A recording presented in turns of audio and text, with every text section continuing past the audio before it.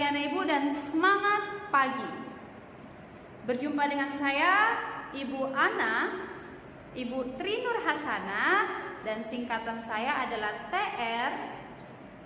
Jika kamu melihat saya, maka kamu akan melihat pembelajaran bahasa Indonesia. Nah, anak ibu, saat ini kalian sudah berada di kelas 9, maka kalian harus belajar dengan giat, harus lebih semangat lagi. Karena dengan belajar, dengan semangat, kamu bisa menjelajahi dunia, bahkan kamu bisa menjalankan tanggung jawab kamu. Karena selama kita hidup, tanggung jawab adalah pendamping kita. Nah, sebelum kita masuk ke materi hari ini, silakan kamu lihat video berikut ini. Berikut ini adalah cara membuat pelangi buatan. Mau tahu caranya? Pertama-tama yang kita siapkan adalah sebuah cermin dan wadah pasu atau ember yang berisi air. Penuhin aja ya guys airnya. Berikutnya adalah letakkan cermin ke wadah yang berisi air. Dengan posisi cermin agak miring di bawah sinar matahari.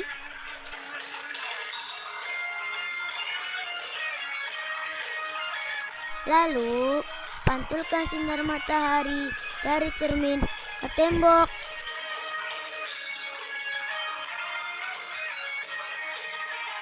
Yuk, kita main pelangi.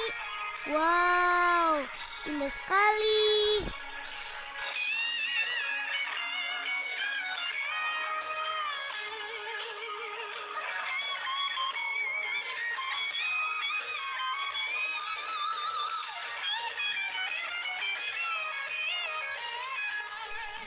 Tapi jangan terlalu lama ya guys, main panas-panasan, nanti kulit kita gosong lagi. Hihihi.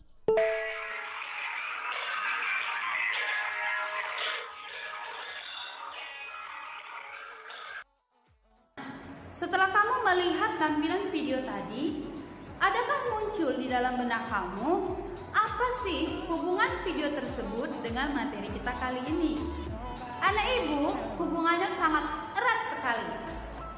Video tadi menunjukkan sebuah eksperimen, yaitu membuat pelangi. Nah, kali ini materi kita lanjutan dari pertemuan yang pertama. Pertemuan pertama, kamu membahas tentang bab 1, yaitu melaporkan percobaan. Masih sama. Pertemuan kali ini kita lebih fokus pada struktur dan ciri kebahasaan dalam teks laporan percobaan. Lalu tujuannya apa? Anak ibu, tujuan pertama, kamu mampu memahami struktur dari teks laporan percobaan. Yang kedua, kamu mampu mengidentifikasi ciri kebahasaan di dalam teks laporan percobaan. Lalu menurut kamu, apa sih manfaat kita mempelajari ini? Atau apa sih manfaat membuat laporan percobaan sendiri? Nah, ada beberapa manfaat yang akan kamu dapatkan. Yang pertama, menambah pengetahuan serta wawasan tentang objek atau proses yang diamati. Kedua, mendapat data objektif sesuai fakta yang ada. Dan yang paling penting nih, yang ketiga, dapat kamu gunakan untuk mengukur kualitas suatu proses atau kualitas situasi tertentu atau kualitas dari objek tertentu yang kamu laporkan. Pertama yang akan kita pahami adalah struktur teks laporan. Anak ibu, kalian bisa lihat halaman 24 buku cetak kalian. Nah, di dalam teks laporan percobaan itu ada 2 struktur. Yang pertama, pernyataan umum. Pernyataan umum memuat definisi dari benda yang dibahas secara umum. Nah, ciri-ciri dari definisi ini terdapat kata ialah, terdapat kata adalah, terdapat kata merupakan. Pilih salah satu dari ketiga kata itu untuk membuat definisi dari benda atau objek yang kamu bahas secara umum. Pernyataan umum juga letaknya di paragraf awal atau paragraf pertama. Itu adalah ciri-cirinya.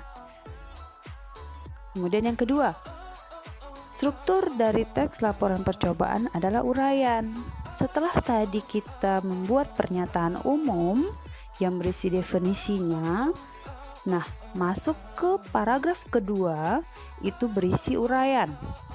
Uraian ini berisi pemahaman secara rinci untuk lebih menjelaskan objek atau benda yang dilaporkan.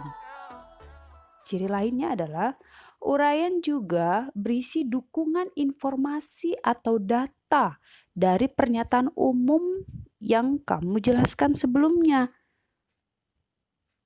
Nah, anak ibu, silakan amati gambar berikut.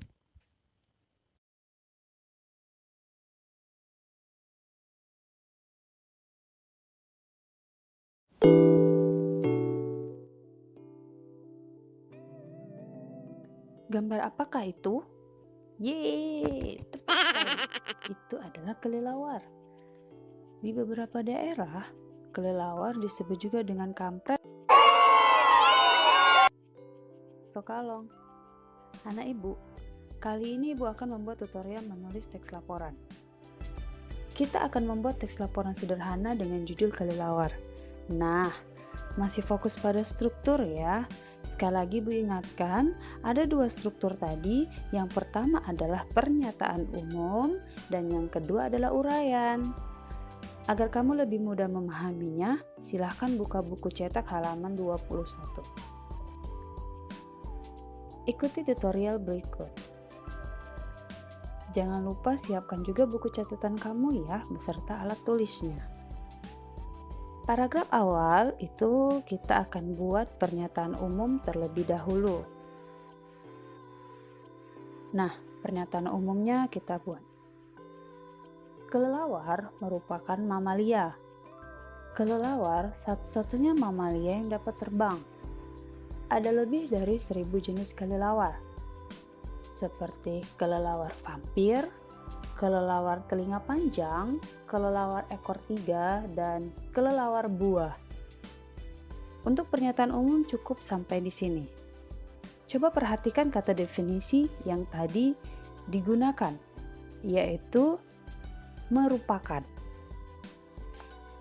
Masih ingat ya anak ibu bahwa salah satu ciri-ciri dari definisi atau pernyataan umum itu terdapat kata merupakan, terdapat kata ialah, dan terdapat kata adalah.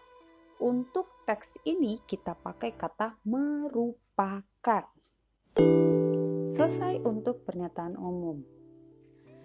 Paragraf selanjutnya kita akan isi dengan uraian.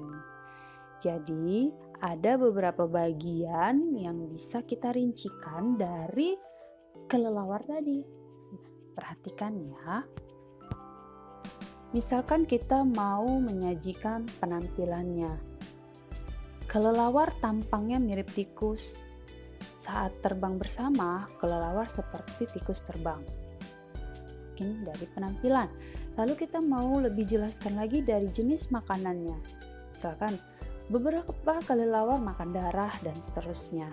Kemudian kita bisa lihat dari kapasitas atau kemampuan si kelelawar bisa lebih dirincikan lagi. Lalu kita juga bisa amati dari sisi proses perkembangbiakannya. Nah, di uraian ini dia lebih bersifat bebas ya nak. Jadi apabila uraian ini lebih menjelaskan pernyataan umum tadi atau si kelelawar tadi itu sah-sah saja. Nah, berdasarkan pernyataan umum dan uraian yang sudah kita buat tadi, kita bisa menjadikannya dalam bentuk 3 paragraf atau 4 paragraf. Maka akan berbentuk menjadi teks laporan percobaan. Teks laporan dengan judul kelelawar. Mudah kan? Sangat mudah dong. Ya, perhatikan teks laporan yang sudah kita buat tadi. Setelah struktur selesai, sekarang pahami ciri kebahasaan teks laporan percobaan. Yang pertama, di dalam teks laporan percobaan harus ada aspek umum. Adanya aspek umum apakah jenis transportasi, atau mamalia, unggas, dan lain-lain. Intinya ada kata khusus dari kata-kata umum tersebut. Nah, tadi kita sudah membuat teks laporan sederhana mengenai kelelawar, dan kelelawar masuk pada kategori mamalia. Kemudian, ciri kebahasaan teks laporan percobaan yang kedua, adanya kata tugas hubungan logis. Anak ibu, kata tugas hubungan logis di sini adalah adanya konjungsi yang kita masukkan atau kata penghubung di dalam teks laporannya. Nah, contohnya terdapat kata ketika, maka, seterusnya, oleh sebab itu, dan lain-lain. Jika kamu amati teks laporan kelelawar, ibu menggunakan kata tugas atau konjungsi oleh sebab itu. Tepat di paragraf ketiga, kalimat terakhir. Nah, selanjutnya, ciri kebahasaan teks laporan percobaan yang ketiga, kita menggunakan kalimat aktif. Aduh Bu, saya lupa apa itu kalimat aktif. Nah, ibu ingatkan ya. Kalimat aktif itu kalimat yang predikatnya atau kata kerjanya atau verbanya menggunakan imbuhan me atau ber. Contoh, di dalam teks kelelawar tadi ada penggalan kalimat. Kelelawar dapat mendengar. Fokus pada kata mendengar. Mendengar itu termasuk kata yang sudah mendapatkan proses afiksasi, mendapatkan prefiks atau awalan me. Kata dasarnya adalah dengar, menjadi mendengar, mendapatkan imbuhan me. Nah, di sini kalimat kelelawar dapat mendengar sudah masuk pada kategori kalimat aktif. Ya, kemudian ciri kebahasaan teks laporan percobaan yang keempat, adanya kata benda. Kita menggunakan kata benda di dalam teks tersebut.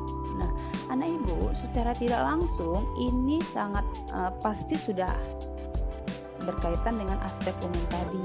Jadi kamu pasti sudah memasukkan kata benda di dalamnya karena yang kamu lakukan percobaan itu pastinya adalah kata benda. Nah, aduh Bu, saya masih belum paham gimana perbedaan kata benda nomina, kata sifat adjektiva, kata kerja verba. Nah, kita fokus pada kata benda atau nomina.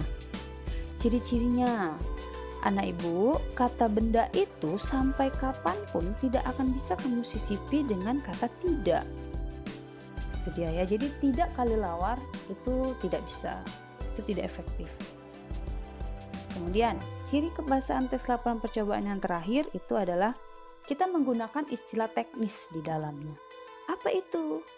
Istilah teknis ini adalah istilah yang digunakan di bidang ilmu pengetahuan. Kebetulan di dalam teks kelelawar tadi kita sudah membuat istilah teknis seperti terdapat kata mamalia, kemudian terdapat kata nokturnal, kemudian terdapat kata pupil, dan seterusnya.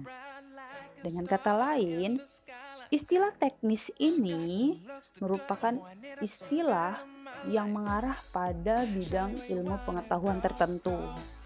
Begitu. Pastikan saat ini kalian sudah mencatat dengan jelas penjelasan yang sudah Ibu paparkan tadi.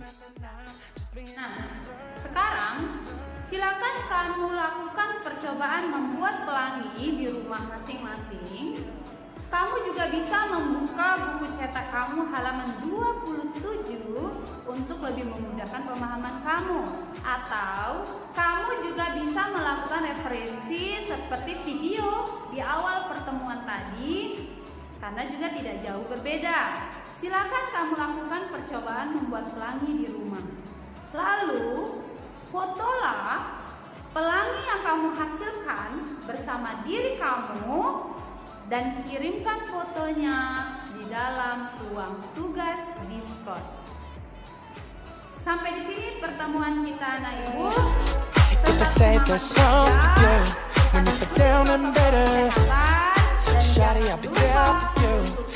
semangat informasi terbaru. Selamat pagi, semangat pagi, dadah, hai.